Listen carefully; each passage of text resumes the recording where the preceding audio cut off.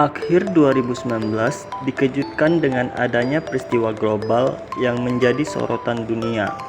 Sebuah penyakit tiba-tiba menyerang dan melumpuhkan aktivitas hampir di semua belahan bumi ini.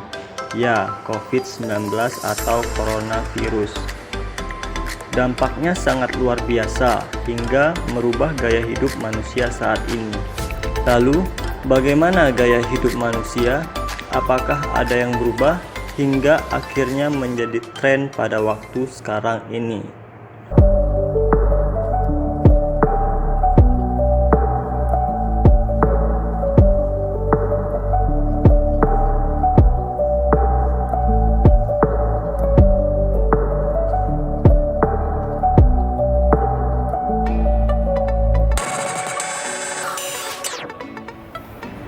Assalamualaikum warahmatullahi wabarakatuh. Halo semuanya, mungkin perkenalan dulu ya. Ini adalah podcast pertama kami. Nama podcastnya adalah Ada Kata.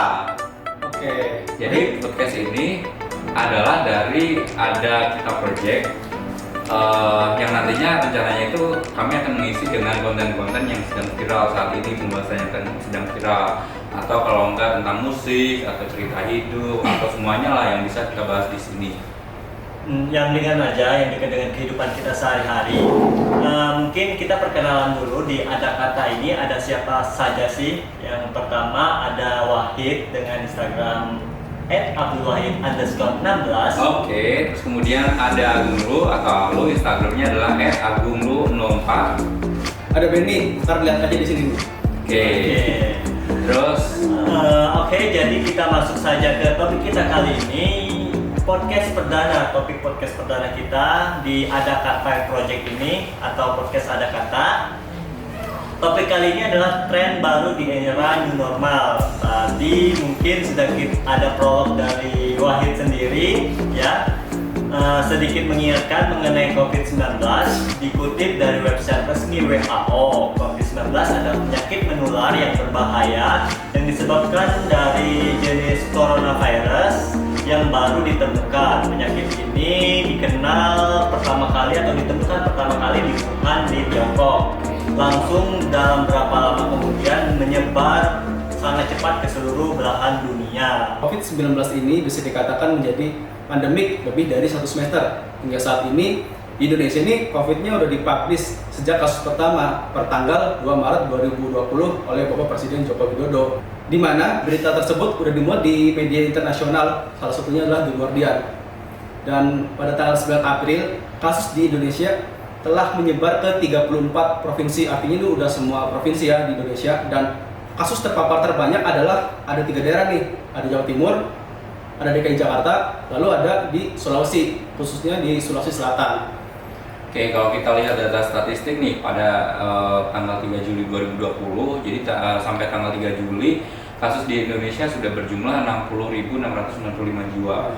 Dan kemudian kasus yang meninggal ada 3.036 jiwa dan yang sembuh 27.568 jiwa. Informasi ini dari gugus tugas COVID-19.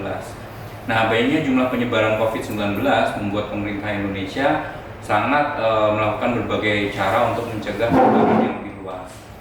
Seperti yang kita tahu, ada beberapa cara, seperti halnya yang pertama kali dilakukan oleh pemerintah Indonesia yaitu social distancing atau pembatasan kumpul-kumpul. Jadi kita nggak boleh kumpul-kumpul tuh kemarin kan Ansos. orang. Ya bukan ansos juga lah, pembatasan sosial. Terus kemudian ada lagi yang kita kenal yang namanya physical distancing atau pembatasan kontak fisik antar kita. Jadi kita setelah dibatasi nggak boleh kumpul-kumpul, kita juga nggak boleh pegang-pegang tuh. Salaman berarti Salaman nggak boleh. Jadi kita Bahkan sekarang tuh terkenal dengan salam Nusantara gitu ya, salam Pak. Nusantara. Kayak apa tuh? Gini ya. Kayak di Thailand. Eh, Enggak ya? Ya juga kan? ya mirip lah ya. Oh, nggak tahu. Sawadika gitu. Sawah di kapi. Terus kemudian setelah physical distancing, kita kenal yang namanya PSBB atau pembatasan sosial berskala besar.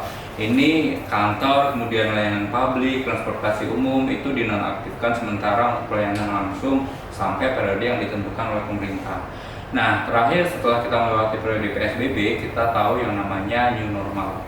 Dikutip dari tirto.id, pemerintah Indonesia melalui juru bicara penanganan COVID-19, Bapak Ahmad Yuryanto mengatakan masyarakat harus menjaga produktivitas di tengah pandemi virus ini dengan tatanan baru yang disebut new normal. Nah, dengan adanya new normal ini akhirnya memunculkan beberapa tren nih teman-teman. Seperti yang kita tahu nih, di keseharian kita ada beberapa tren yang baru muncul, salah satunya adalah virtual meeting. Kalau sebelumnya kita meeting harus ketemuan, rapat harus ketemu di ruangan ya? Satu ruangan. Sekarang kita bisa virtual meeting menggunakan beberapa aplikasi atau program yang ada.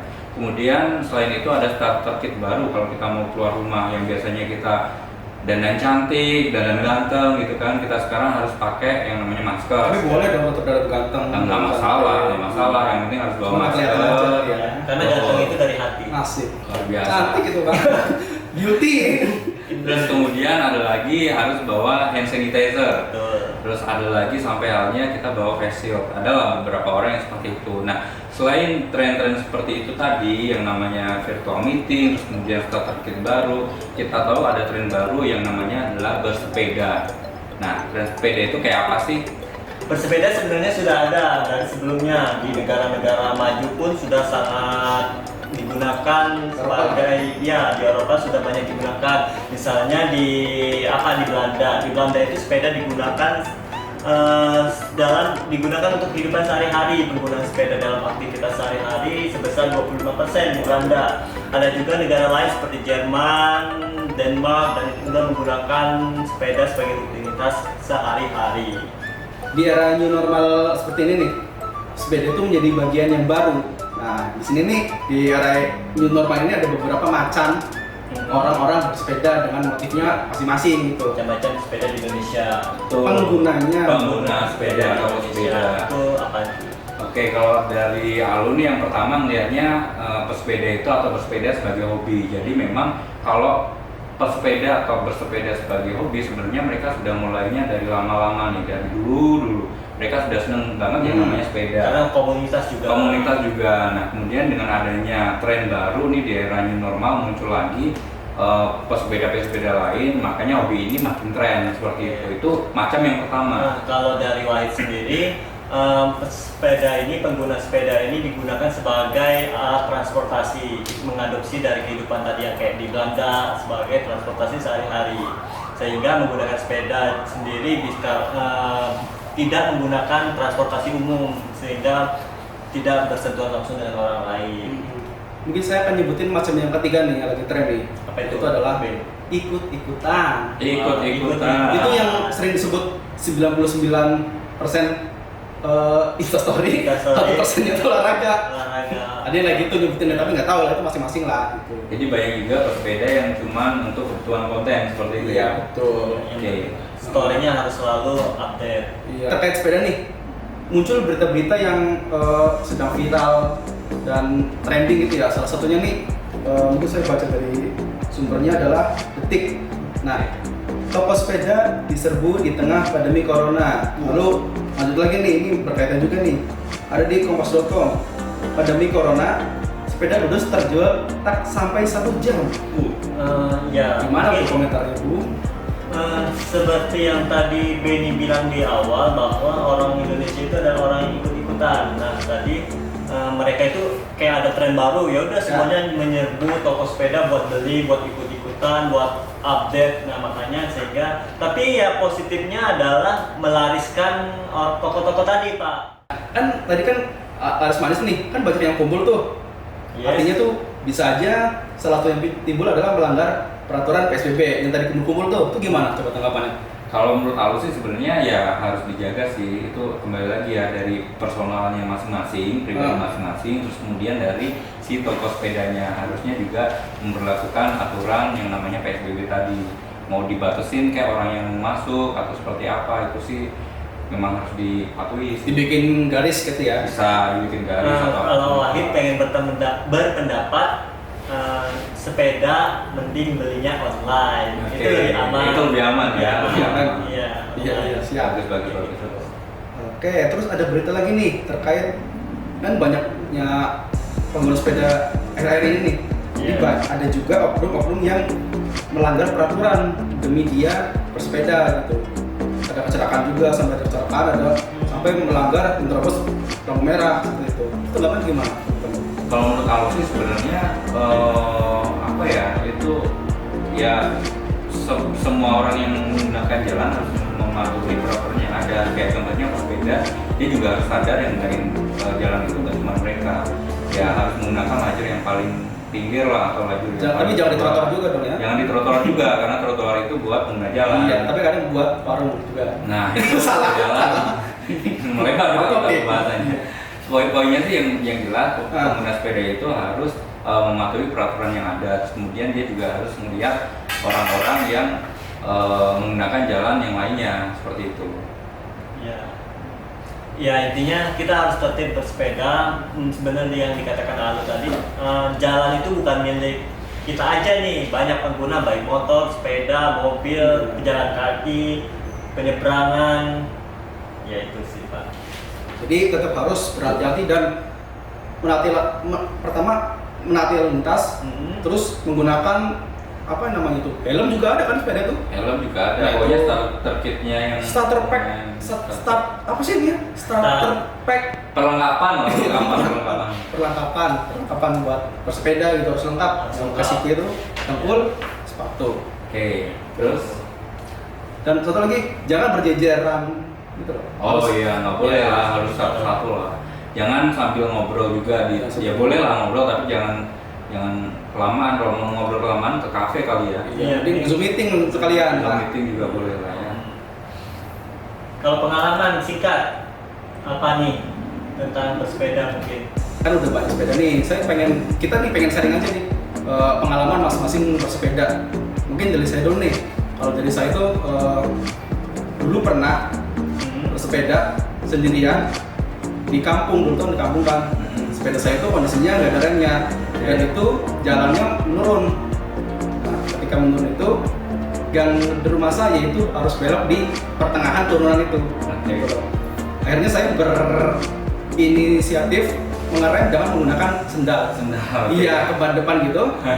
Dan apesnya adalah saya tuh kaki saya masuk ke dalam apa kalau disebutnya tuh, Juri. iya capitnya itu loh, capit capit. rodanya itu Okay. masuk itu dan langsung otomatis tergeletak aja gitu. Terus ada yang nolongin? Nggak ada Pak, Nggak ada? nggak ada yang nolongin, teriak-teriak aja gitu. Mungkin sama kayak Benny, pengalaman Wahid juga bersepeda pernah, tapi sebenarnya yang pengalaman Benny itu gak baik dicontoh karena kita juga bersepeda juga tadi harus safety, Ya, remnya juga harus selalu remnya dicek. ada, Iya. Ada itu contoh yang nggak konsep. boleh dicontoh. Contoh yang nggak boleh contoh. Iya. Itu gimana? Contoh yang nggak boleh dicontoh. Pokoknya jangan dilakuin. Jangan lah. dilakuin. Kan dulu belum tren. Iya. Oke, Kalau terus Wahid apa? tadi sama masuk ke jurang, bukan jurang. Masih ada di sini, masih ada di sini. Kesepin barang loh. Masuk ke got baru dibangun tapi gotnya gede. Oke. Oh. Kayak got tanah gitu loh, rontingan Parit. tanah, rontingan tanah, drainase tanah. Iya, Masuk ke situ ke dalam karena dulu masih kecil jadi nggak bisa naikinnya lagi. Sepedanya, kan dulu, sepedanya roda berapa? Roda dua. Yang ada 4 itu enggak ya? Enggak, belum, udah bisa. Udah bisa.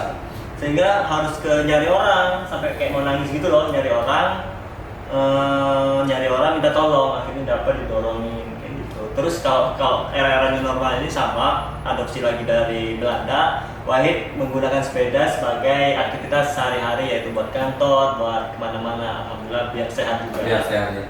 Ntar dulu. Wahid kan beli sepeda ini sekarang. Terus kamu ada wacana itu loh, mau dipajakin.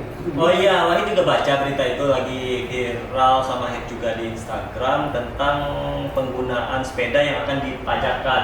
Gak tau sih sistemnya, mungkin nanti kalau jadi mungkin dikasih plat gitu ya, STNK gitu ya? STNK. Tapi nggak bermotor sih. Nah yang kayak gitu ya, semoga aja nggak jadi sih, soalnya saya Wahid beli sepeda ini biar hemat juga sih sebenarnya. Kalau Oke. dipajakin mungkin harus menyediakan budget buat pajak. Jadi list pajaknya, list pengeluarannya nggak lagi. Oke. Kalau dari Alus sih sebenarnya pengalamannya apa ya, penggunaan sepeda itu kalau di kampung halaman Alus udah kayak apa ya, penggunaan transportasi sehari-hari lah. Banyak lah teman-teman Alu, tetangga dan lain sebagainya. Kalau Alu mau di mana? pergi di ada lah pokoknya di Jawa. Jawa ya? Itu Itu pakai- sebutin dong.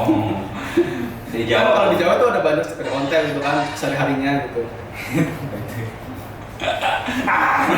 Nah, terus kalau pengalaman Alu di kampung itu kan pas bersepeda itu udah jadi kayak transportasi sehari-hari lah. Mau ke warung, mau ke minimarket, mau kemana itu kebanyakan pakai sepeda. Jadi memang kalau di kampung Alu itu pada males sih, bukan males ya, ngeluarin motor, ngeluarin mobil kalau untuk apa ya jarak-jarak pendek itu buang-buang inilah, buang-buang bensin sih, buang-buang BBM. Jadi lebih milihnya pakai sepeda. Kayak gitu sih sebenarnya. Makanya di daerah itu juga terkenal dengan minim polusi gitu ya. Betul. Dari udara yang segar. Iya. Gitu, beda sama di kota-kota. Ya, kampung halaman saya udah kota ya, guys. Terus kesimpulannya gimana nih, guys? Dari obrolan kita dari awal tadi sampai detik ini, maka sebenarnya sepeda itu bagus. Kita ambil positifnya, tren-tren tadi kita ambil positifnya, walaupun tadi tujuannya buat apa, entah itu buat gaya-gaya, buat hobi dan lainnya, ambil dari segi positifnya. Oke, terus kemudian kalau dari Alu sendiri melihat era tren baru di era new normal bersepeda, sebenarnya ini juga bisa mengurangi kontak fisik sehingga kita bisa terhindar dari terpapar COVID-19. Hal yang positif sih sebenarnya bersepeda itu. Karena tadi nggak pakai transportasi umum juga. Nggak pakai transportasi umum, dan kalaupun berboncengan kan dia juga ada jaraknya ya, nggak kayak kalau kita naik motor kan sepeda yang satu ada dua. Yang belakangnya ada boncengannya. Ada itu Ada boncengan. apa namanya ya?